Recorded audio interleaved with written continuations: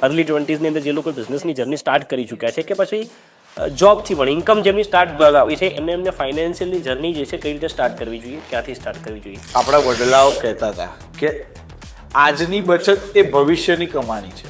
Okay, બરાબર છે. એ એમના સમયે પણ બહુ જ પરફેક્ટ હતી. અને કદાચ એ વસ્તુને જો અત્યારનું યુથ સમજી જાય ને તો એના માટે ભવિષ્યની અંદર ઘણા બધા પ્રોબ્લેમ્સના સોલ્યુશન્સ આવી શકે.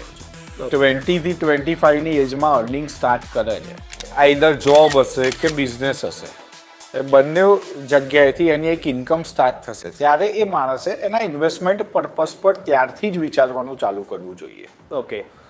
અને investment start from small amount.